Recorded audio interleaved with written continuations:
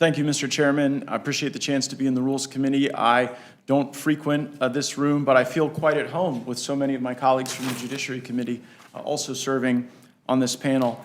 Mr. Chairman, January 6th was not a good day. But to my knowledge, there's been no charge of insurrection or terrorism. Largely, the charges that have been levied against those who were involved in breaking the law result in property damage charges. And it's my expectation that if there are folks who broke the law, they should be treated no better or no worse than anyone else who breaks these particular laws. But all of this is ridiculous. Mr. Chairman, the American people are in trouble. I was recently in Qatar on a bipartisan delegation led by Mr. Issa, and we learned directly that thousands upon thousands of Afghans were let into our country with principally no vetting, no screening.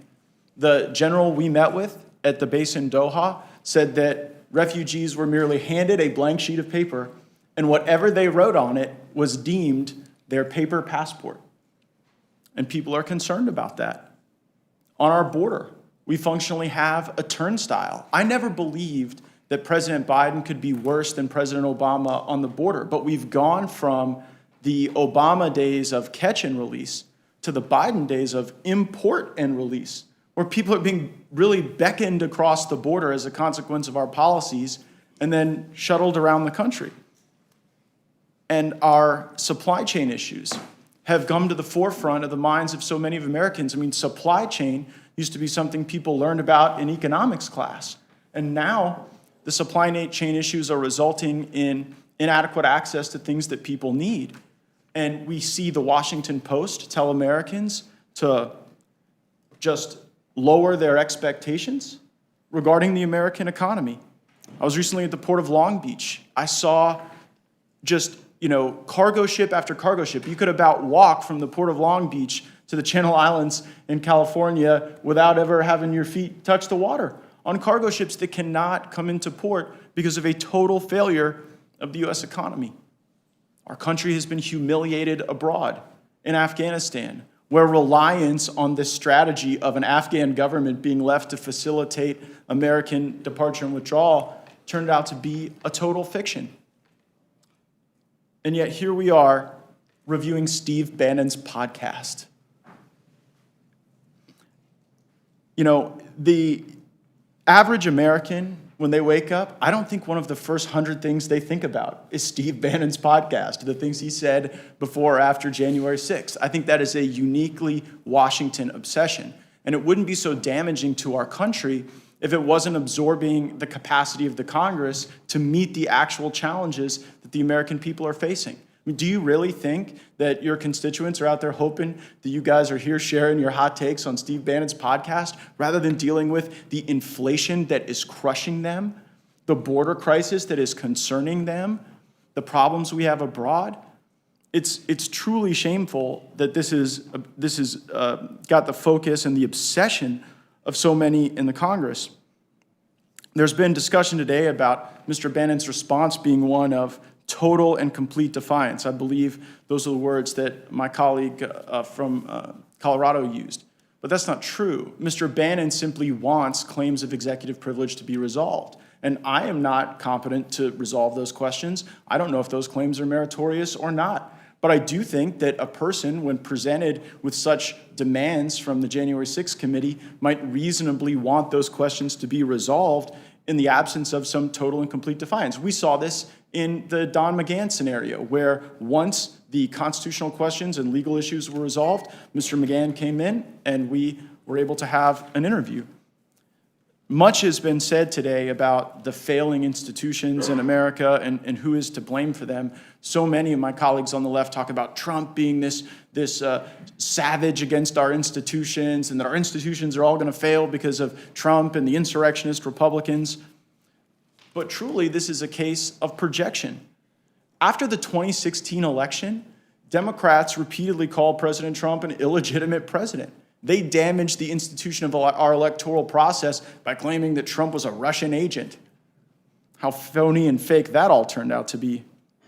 We've even seen the Democrats back institutions that have done great violence to our sense of justice. When the FBI was changing evidence in a secret court to go after President Trump and his allies, they certainly were able to rely on my colleagues on the left to have their back.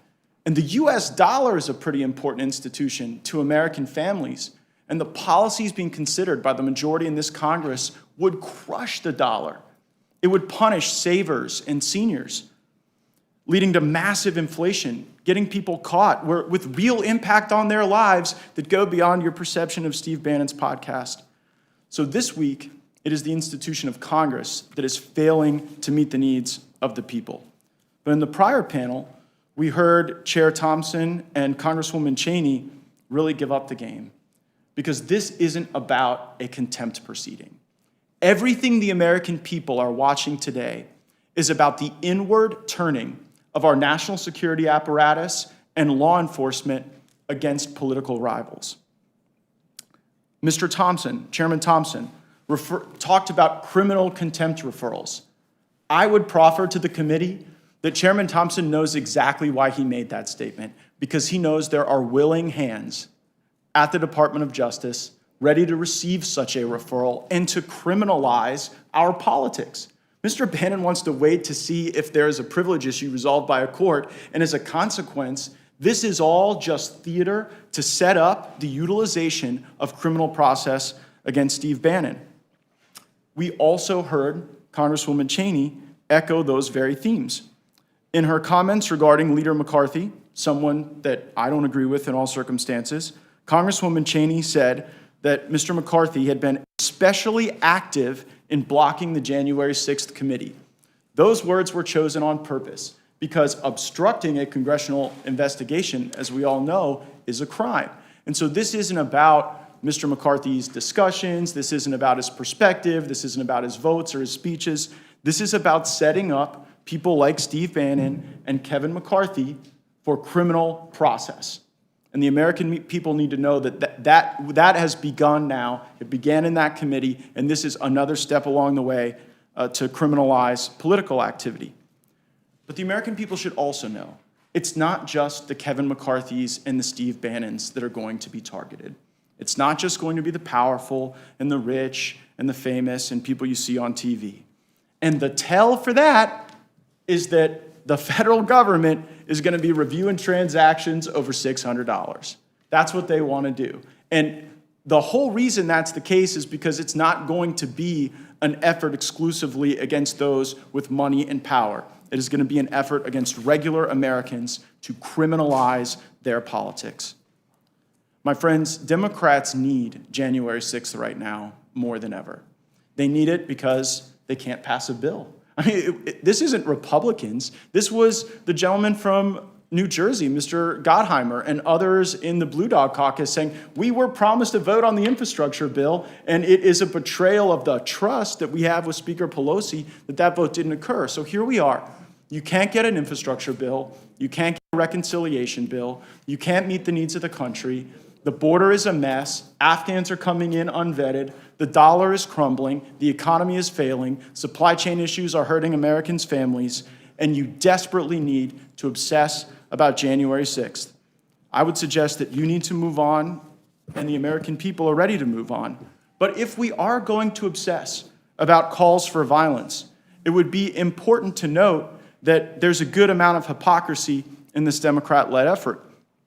For example, when Congresswoman Maxine Waters called on Democrats to physically intimidate President Trump's cabinet officials, there was no such effort for contempt or review or committees or commission. Congresswoman Waters said, let's make sure we show up wherever we have to show up. And if you see anybody from that cabinet in a restaurant, in a department store, at a gasoline station, you get out and you create a crowd and you push back on them and you tell them they're not welcome anymore. It was a Democrat Missouri state senator who said, I hope Trump is assassinated. It was former Attorney General Eric Holder who said, no, when they go low, we kick them, referring to Republicans. Physical kinetic energy against your political opponents.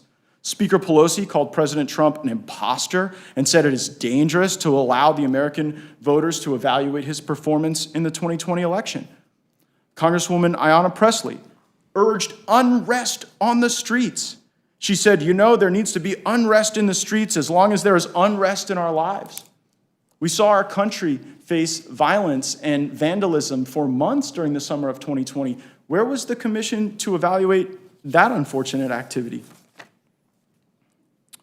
In 2017, Speaker Pelosi said, our election was hijacked. There is no question. Congress has a duty to protect our democracy and follow the facts. So I guess in that case, protecting our democracy meant destabilizing the presidency. And now, all of this pomp and circumstance to preserve it. We heard Speaker Pelosi also say, quote, I'm counting down the hours till he's gone. I plan to pull him out of there by his hair, his little hands and feet.